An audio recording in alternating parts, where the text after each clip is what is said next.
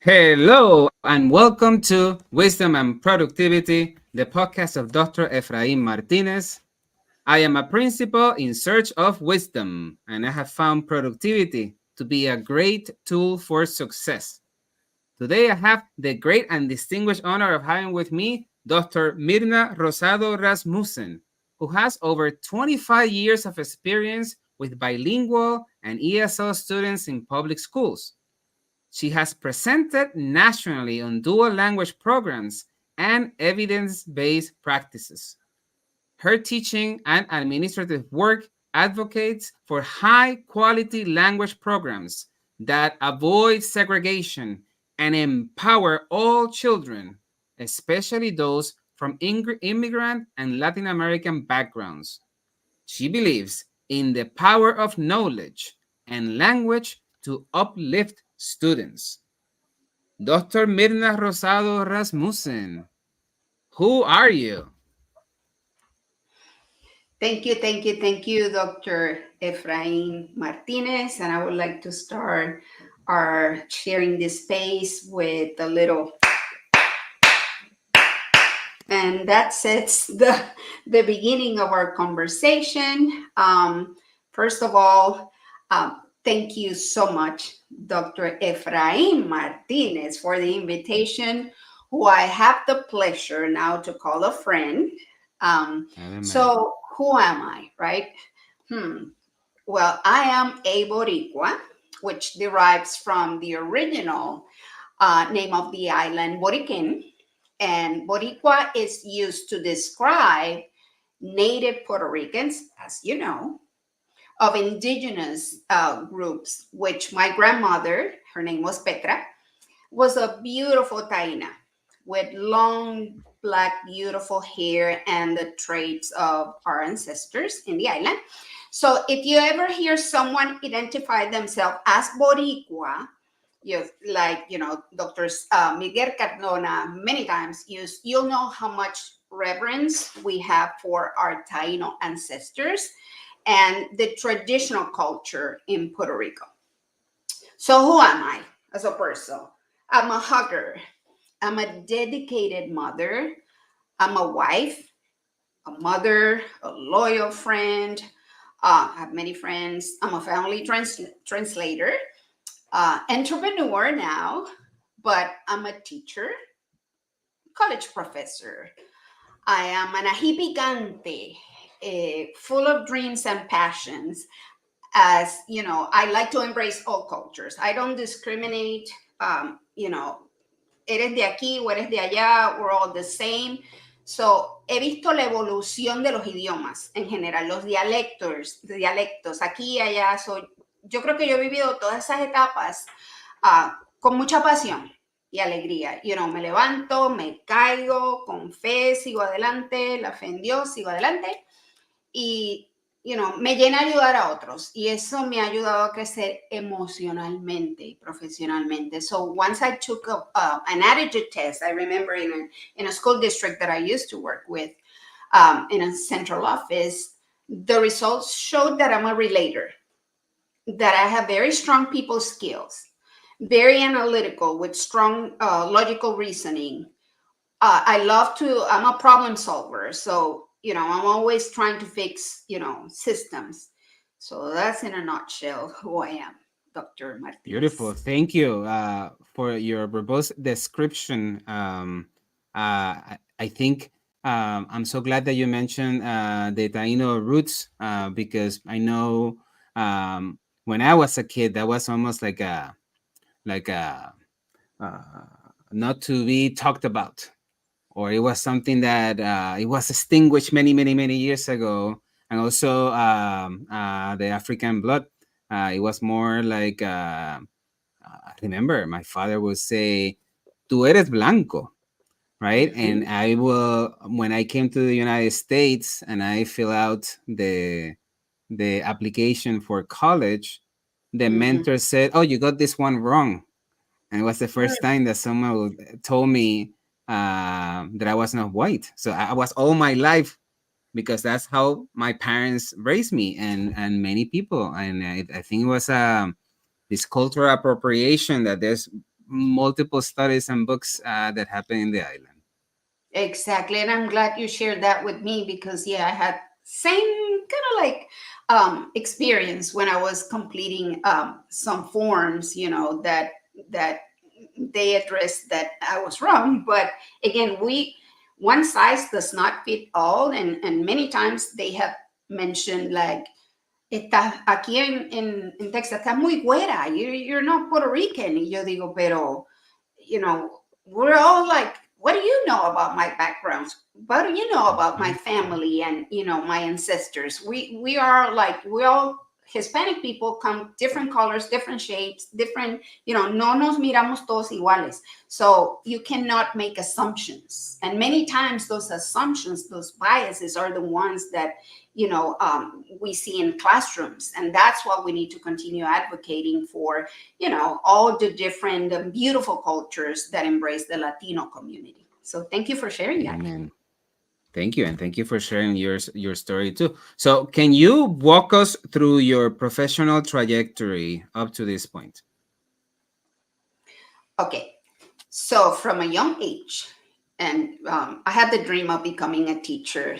So, I was surrounded always by many cousins, playing schools, and effortless, without effort, I was creating my own classroom, right? So, after that, I went to school, and during my schooling trajectory, I felt that passion to become a teacher. I did great in schools at the point that they skipped me a grade level because I was always like, learning, reading, so passionate about education.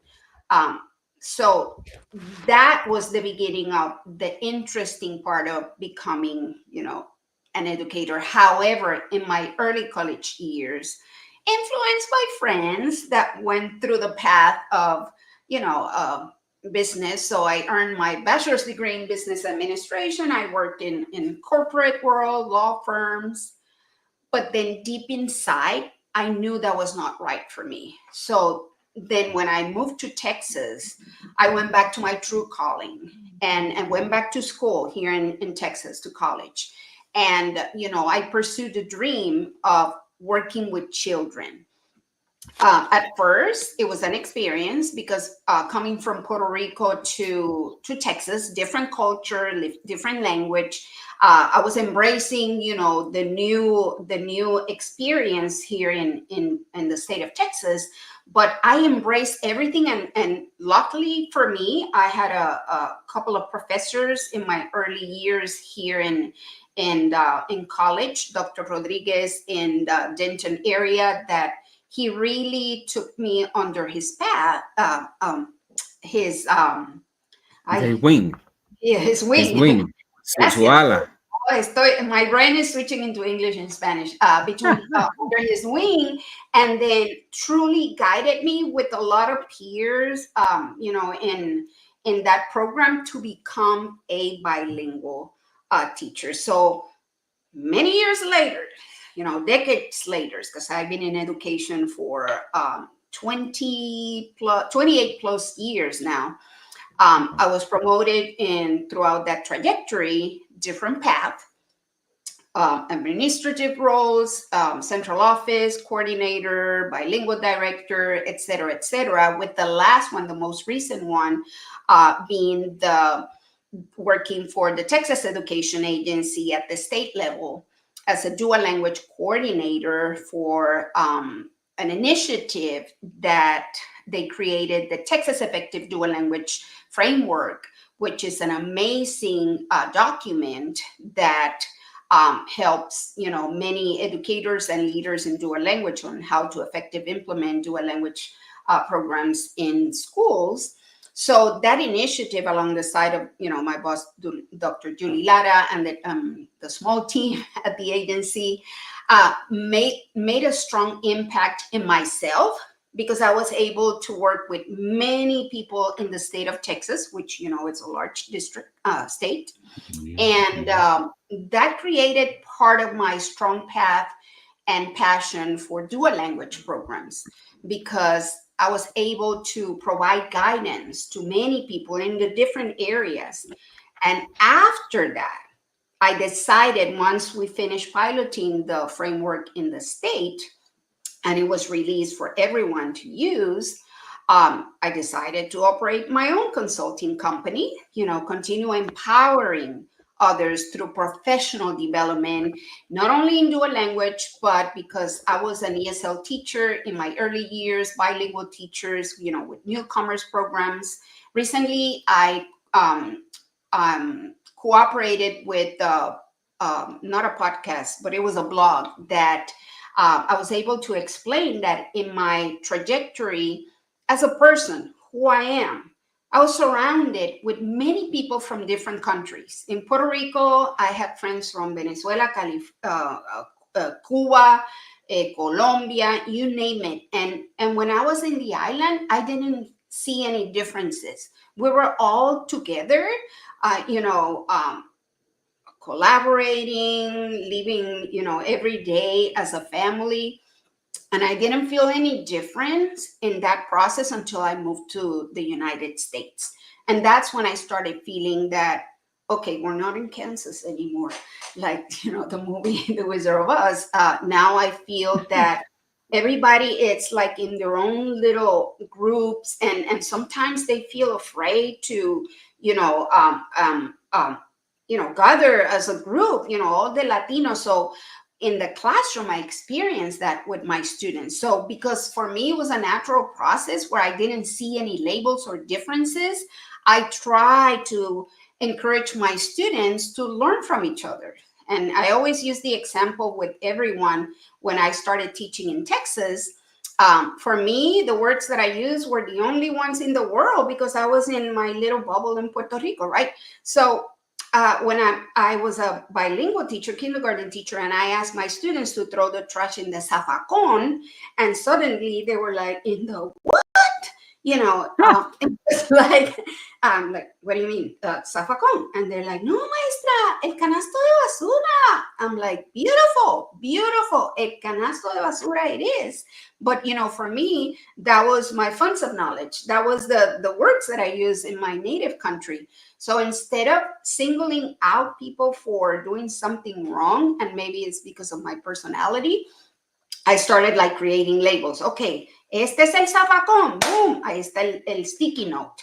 And now canasto de basura, boom, and also the trash can. So, it was a beautiful way to unite all the beautiful cultural traits, and that includes language, right? That many of us contribute, and I think that was part of one of the strongest experiences in my trajectory in education because it helped me grow academically, professionally, and personally. Beautiful. Thank you so much for sharing that. It makes a lot of sense how you ended up being so passionate about this field. Um, for those who are considering to become a consultant, how does your life change when you become a consultant? What advice do you have? Okay, well, definitely your experience is the one that is going to drive, the motivation to become a consultant because it's important to use, those experiences, the information that I have been sharing with you. How are you going to create the space for the new generation that is coming into education and even for experienced administrators that probably do need that support because they have not gone through that process of for example implementing a dual language program. So if you want to become a consultant, you need to, number one, well, of course, you need to have good people skills because you are going to, first of all, create strong connections, relationships with whoever you are supporting. So that will be number one. That relation, it's based on trust. So when we talk about trusting a person, they will know that they can rely on you because you already walked that path. Okay. So if you're becoming a consultant, Use your previous experiences to talk about everything, good, bad, and ugly, because not everything it's going to be perfect, but many times consistency, learning from your failure, because even with dual language programs, it sounds beautiful and it has many areas that you can say is the best program for everyone if you're talking about two-way programs and the most effective one. However, if you don't have all the components aligned, if you don't have the resources that you need, everything that we can talk about the framework that we created, then it's going to be a failure. So you need to guide the person that you are providing the support through all of the different, things that they're going to experience in any program. Beautiful, So that's beautiful. that's my advice. Thank you, Mirna. I appreciate it. I think sometimes uh, people might go into the consultancy field and they might not feel as passionate about the subject, and you can see that. And no wonder many of the people start and end very soon. So thank you for giving that great advice. Um, Tell us, like in Back to the Future, Mirna, if you could go back in the past of any point in your professional trajectory, what will the Mirna of today tell the Mirna of back then? Wow. Okay. So I have to say that Back to the Futures, all of those movies are my favorite. So let's see. Back in the Future, and I started in the 90s. Okay. So during that decade, I would say, or I would share with Myrna, that her commitment to continuous learning and helping others, it's going to be vital, very vital for her future. Okay, like you mentioned, that passion will open doors and empower Myrna as a person, as an educator, to inspire and support others in the educational field. you know um, an example, many of my former students now, through social media, and I have seen that they have achieved many significant professional roles. One, many works for NASA and many other, amazing positions. They connect with me through social media, and they express how I influence them through, the schooling trajectory. And they all believe, they all remind me, don't you remember I was your favorite? I was your favorite student. And for me, they were all my favorite because, I was a teacher. I really wanted to impact their lives. So, that reflects the care I showed them naturally, throughout my teaching trajectory. So I would encourage that young Myrna and any young of, the youngsters entering the educational field, always to remember the impact that we have in so many lives. Years from now, that impact will resonate deeply, in many forms. And now with social media, they'll go back to that circle to connect with you again. So Beautiful. Thank you so much. That is so important. Teachers and educational assistants and the people in the office, the school nurse, everybody in the school has an opportunity every time, every moment to imprint themselves in the history books of each child. It's such a huge responsibility. I think that would be a great advice to give any young educators that what they do matters. exactly. I want to add one more thing, Please. Dr. Martinez. Reflecting on that comment that you made, and not only the people that we are students, and probably because we tend to stay in that niche of bilingual educators, or maybe our team or our groups. We also have to go above and beyond. And now that I have the experience to work at DePaul University, working with providers from different fields, it's so important to advocate for multilingual students with everyone. Invite yourself at the table. create that collaboration with, speech pathologists, social workers. It's so beautiful to see the dynamic and even the questions that they ask, because back then I would say to that young Myrna, create a connection with the counselor, because the counselor Mm. did not go through that path of bilingual education, and probably she's not aware of that second language acquisition process. Y no es a propósito, so sometimes, collaborating with others and sharing our experiences with what we learn in college and our daily interaction with students, it's what's going to make multilingual programs stronger. Empowering. Thank you so much, Mirna. Let's talk about books. As you know, reading is important. You can travel to many worlds. If you will have to gift two books, one fiction and one non-fiction, to a loved one, which books will those be and why? Okay. So, fiction book, and this is one that I have bought many times. I have given to many friends en español y en inglés.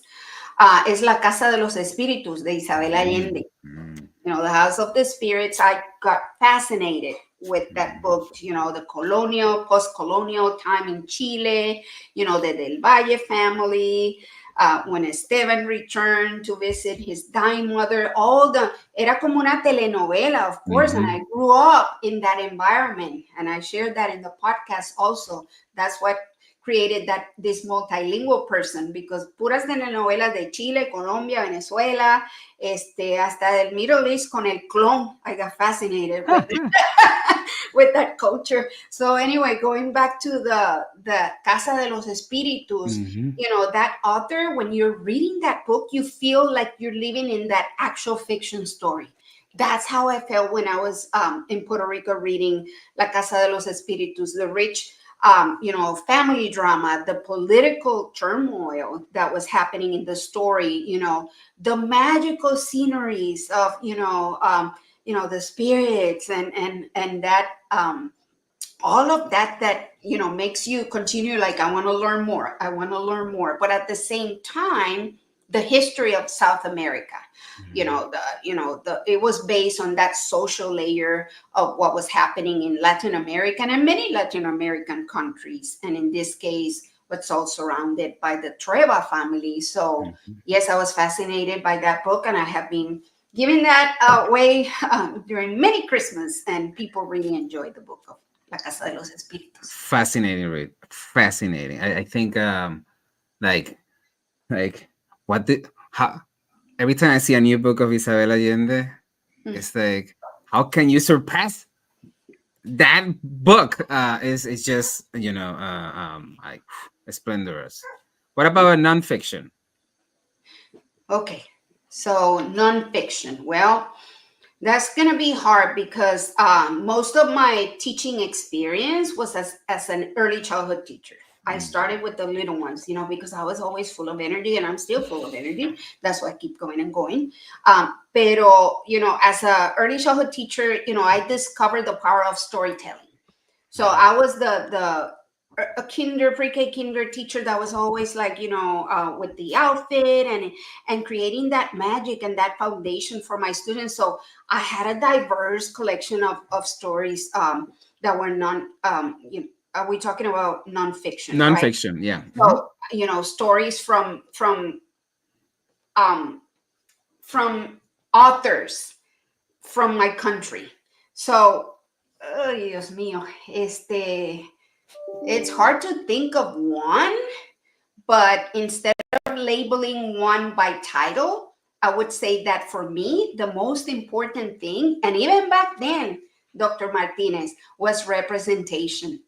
And Mm. representation means that and that was before, now it's a trend that representation matters, because, we should use culturally relevant pedagogy in our classrooms. But te estoy hablando de los 90, when the internet was, beginning, and we didn't have all this social media and so many authors. So for me, instead of focusing only on one book, I was focusing more on different authors from different countries.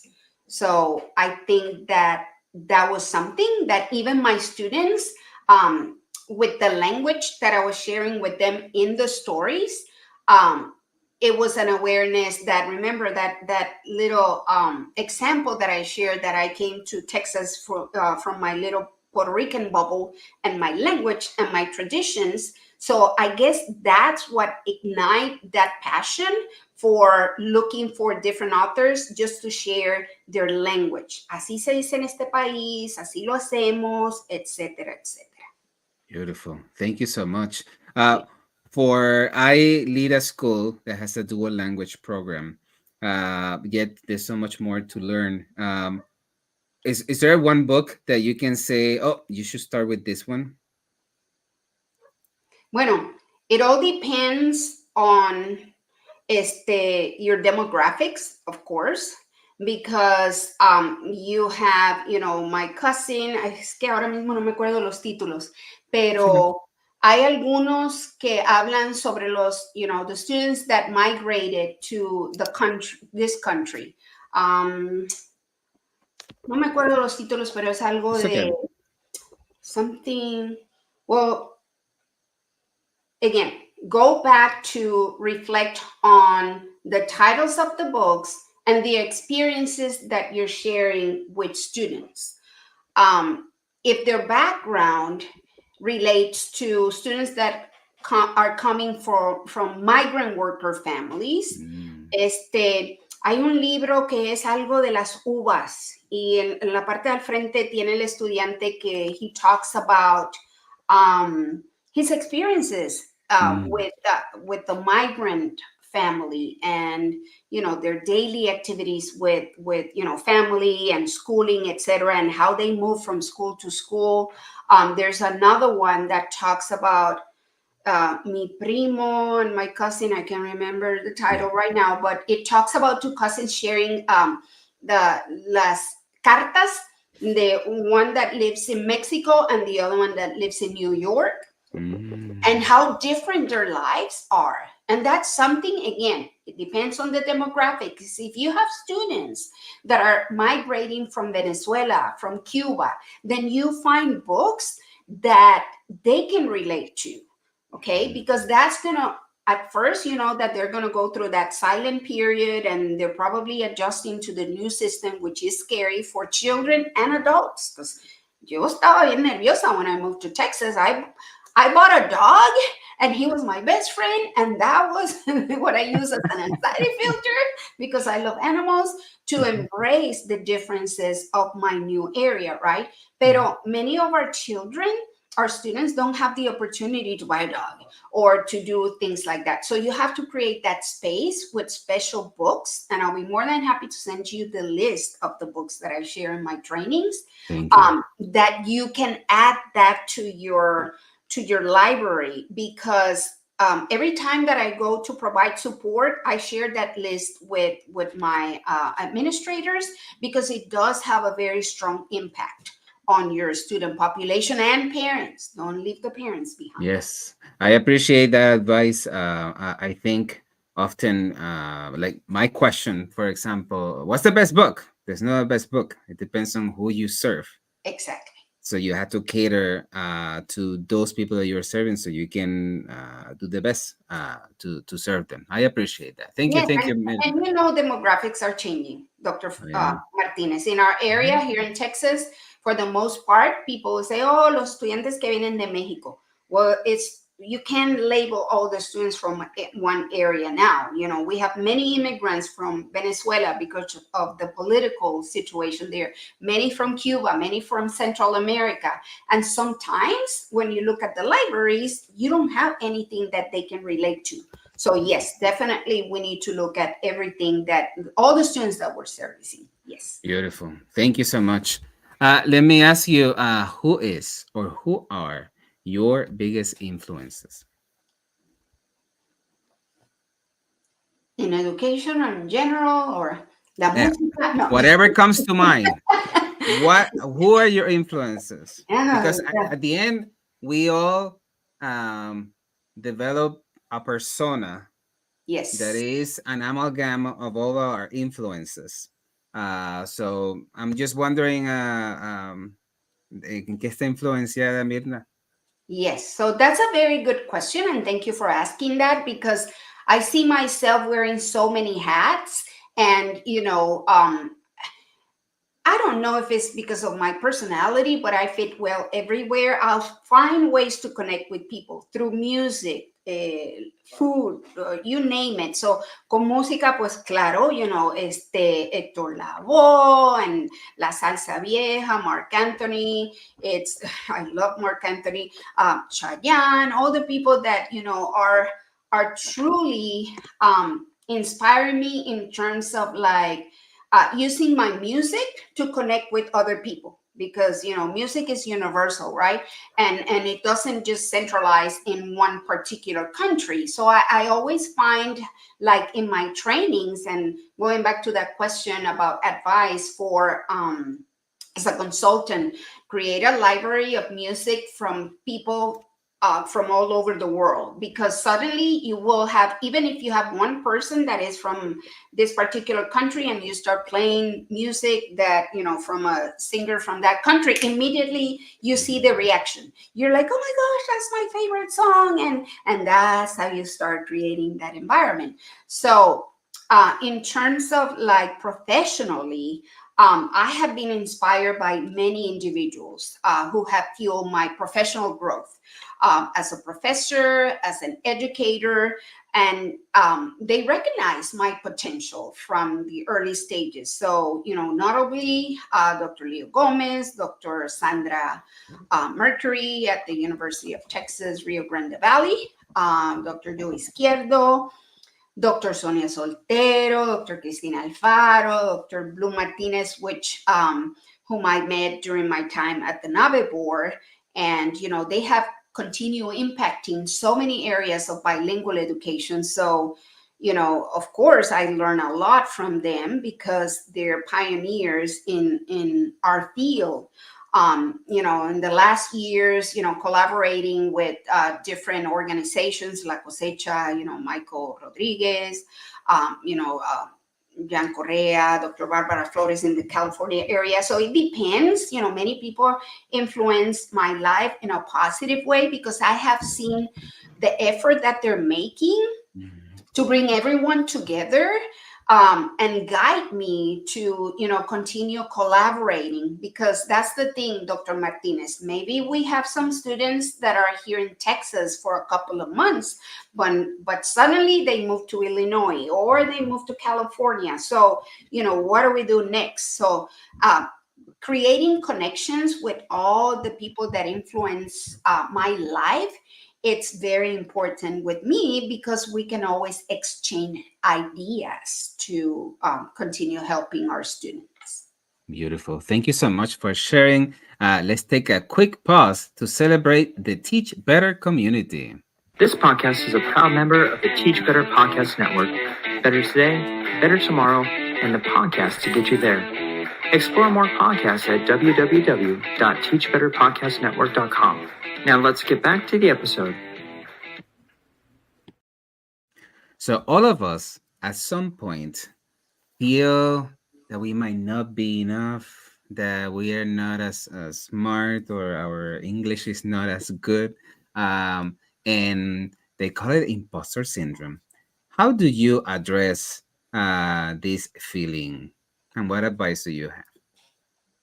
That's a very good question, Dr. Martinez, because definitely, yes, we do have always that miedito of kind of like fail. And many of us are conscientious that, we have an accent or that English is our second language, right? I learned some English in the island, pero ya sabes, como Celia Cruz, my English is not very good looking. So that's what Celia says. And that was the education that we received in the island. So even though we read books in English in some classes, Spanish is our first language. So definitely, yes, there are imposters everywhere, and that feeling, it's one that it's part of who we are, right? But also we have to think about, when we talk about the imposter syndrome, it's going back again to that question of, what do you do as a consultant? Can you really walk the talk? Can you really, do you know what it is to be in the classroom, helping students every day and families? So, everything is very questionable in terms of like, you really need to demonstrate proficiency in different areas. So I think, it's really based on personal gain. I would say that, yes, English is our my second language. However, language is something that is always evolving, and I learn something new every day. I'm not perfect, but nobody's perfect. Okay, even reading textbooks from famous publishers, you find that they make mistakes. You're like, oh, that's a typo there. So you find, that, with language, you have that particular, area where nobody can be completely perfect, right? So what I try to do with that imposters syndrome is learn from my mistakes. And because my brain, as you can tell, it's constantly thinking in English and in Spanish, I mix the languages. And therefore, it's crucial for me to, number one, analyze and think before I speak. Sometimes I try to do it very fast, and as bilingual person, se nos mezcla el inglés y en español, and I find myself, instead of saying a pint of ice cream, I say, can I have a pint of ice cream? Boom, ahí se mezcló el inglés y el español. So, in terms of like, do I feel embarrassed about it? Of course not, because, that experience helped me to be who I am. And when the lady responds back to me at Baskin Robbins, oh, you mean a pint of vanilla ice cream? I'm like, yes, ma'am, a pint of vanilla ice cream. So that's a learning process for me, learning and navigating through languages, right? Yes. Imposter syndrome has many connotations.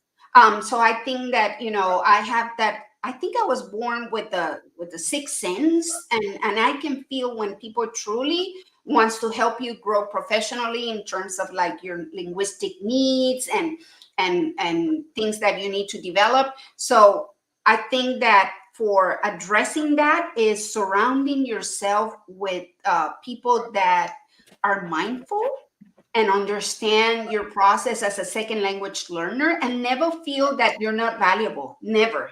You never feel that you're not smart enough. Instead of that, invite yourself to the table.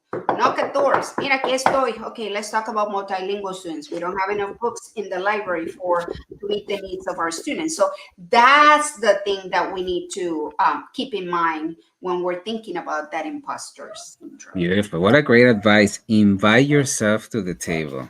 Yes. Thank you, Myrna. I appreciate it.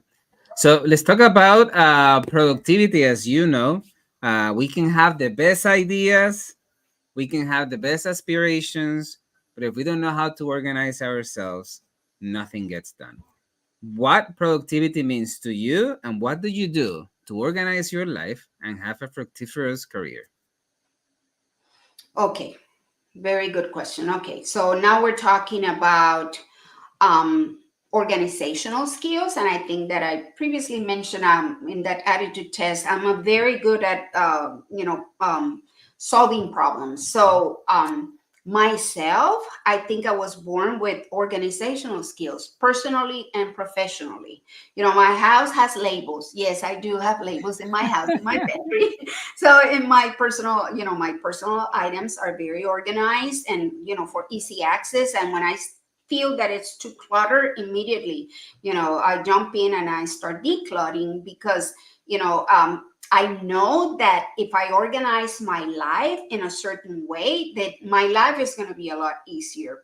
Personally, I'm a caregiver. I take care of my mom here at home. She's going to be 93 years old this year. So many challenges come with that. I'm not complaining. I know, como les digo a la gente, I know I'm going to heaven with my shoes on. Ah, Oh, ay, voy para el cielo, because I know that, what I'm doing right now, it's very meaningful, not only for myself as an only child, but for my children, because they see what we do as a family to take care of grandma, ¿verdad? Pero all of that happens having perfect organizational skills, because now I am a consultant. Now I have a calendar. Now I have to, work with accounting. Now I have to add so many other layers that if I'm not organizing myself in a certain way, then I'm not going to be successful. So as a family, I'm old school. I have my calendar, the big old calendars, desk calendars that we all have in our schools, mhm. and I'm very color coded. So my children and my husband, my whole family knows that they look at, that calendar that is color coded, because that's the way I am. And they see, okay, my mama is going to be out for 4 days, and then we start like working around that calendar. Who's working at this time? And my children still live with me.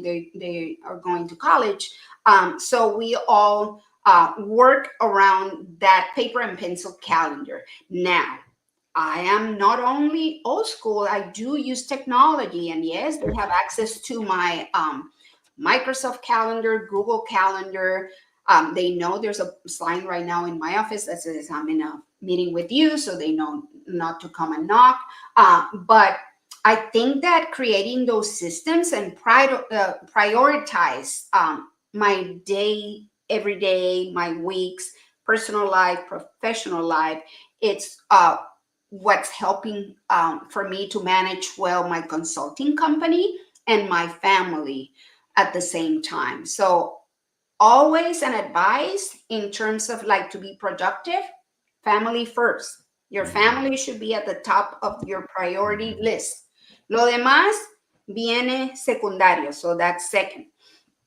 And then I think that once you have your foundational family, organized, that's going to inspire you to continue being effective in your professional life. Beautiful. Thank you so much. Let me ask you two follow-up questions. Um, when one finishes a doctoral program, it almost changes your life. Absolutely. What advice do you have for those who are thinking or are stuck and they haven't finished? Um, what advice do you have on how to go through this journey? Thank you so much for asking that, because as a matter of fact, I got a text actually yesterday from a person that it's still ABD, and it's kind Mhm. of like, this is it.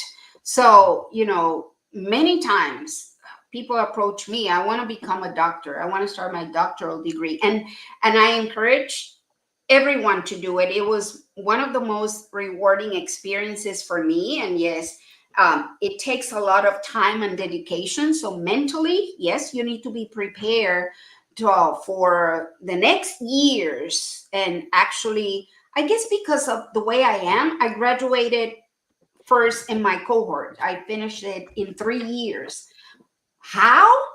Well, you have to prioritize everything. Now, for me, there was no a whole week off during Thanksgiving, because, Mm, yes, even though I said family first, the commitment to become a doctor becomes with a lot of sacrifices, mhm, because now you're in the world of research. You're in the world that you have to continuously reading books, articles, analyzing, creating so many papers that you have to create. And then comes the dissertation journey, which takes time.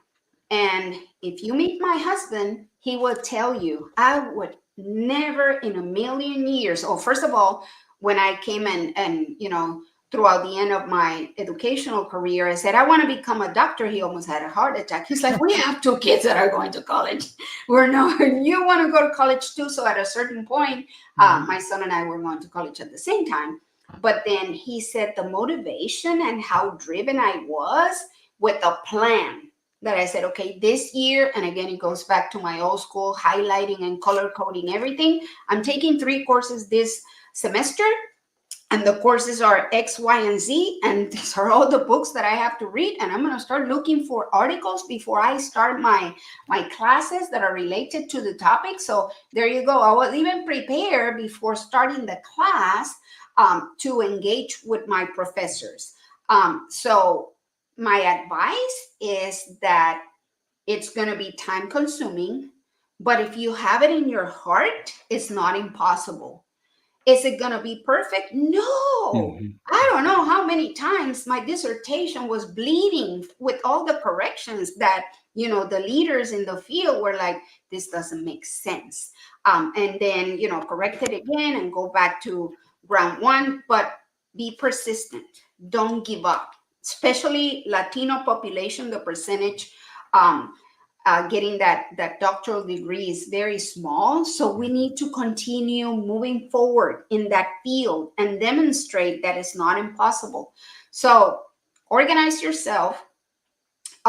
Yes, talk to your family because you will need a family support system so Mhm. they can continue, supporting the rest of the family. And I'm pretty sure you went through that. Oh yeah. Uh, and then because you will have to block yourself for to read and to write, but at the end of the journey is so rewarding because now, Dr. Martinez, I am so proud to say that I see the triangle: policy, academia, and then as a practitioner, I had the honor to connect the three dots when I went to work with the Texas Education Agency and involved with policy and creating policy for the state. But then that research part was so valuable because that has a very strong foundation for bilingual programs. And many practitioners are not aware of, I remember mentioning the funds of knowledge, and they were like, the funds of what? That the importance of many of the research that have been done by many of educate professors in the field. It's so valuable. So yes, that's the all the advice Mhm. that I have. But definitely, if I encourage anyone, and if they have questions, email me, and I Please. answer many questions, and email you too. Amen. Amen. We're so afraid of rejection that we don't even try sometimes to reach out. It's not about rejection sometimes, it's just people are in different journeys. Maybe they don't have a moment, and that is okay, but keep knocking doors. And like you say, um, invite yourself to the table. I think that's the quote of the show. Let me ask you, you have presented all over. Mhm. uh, what tips and tricks have you learned in developing strategically a presentation from beginning to the end? What advice do you have to share? Okay. So this is what I do personally. If they invite me to be a keynote speaker or a feature speaker or presentation, I always start looking at the block of time that they're asking you to present, and with the piece of paper, I divide it up into categories and what are the points that I want to cover during that limited time, because it can go from 8 hours, professional development or presentation, or it can be as little as 45 minutes, an hour, half a day, etc., etc. So what is it that you want to convey during that block of time? So I start to create bullets of the topics. And if it's dual language education, then what is it that I want to cover? And then I'll be attending La Cosecha, and I'm going to have a presentation for dual language implementation and sustainability of the programs. But again, it goes back to a limited time, right? What is it that I want the audience to get from my presentation, that it's going to be valuable information and they can take it back to the classroom or the campus? So I always start with the ending in mind. What is it that they want to take? What's the block of time that I have? And then I start filling in the information that I want to share with the audience. And so far, it depends. Sometimes it's been very effective. However, you also have to keep in mind that you need to leave a little wiggle room for questions and answers, because sometimes, because of our area of expertise and experiences, we want to cover so much, thinking like, oh my gosh, I want to share this and that with the audience.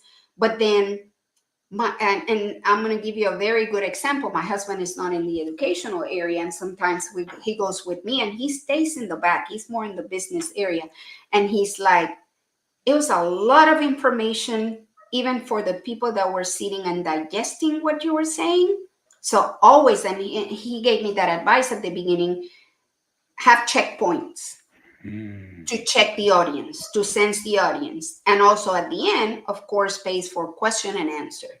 I always try to remind the audience to take notes while I'm presenting, because sometimes if we stop too much during the presentation, sometimes that can be bad, because then you don't have enough time to share the information. But I ask the audience as I'm presenting to take notes. That way at the end, when we have the question and answer session, I can try to answer the questions.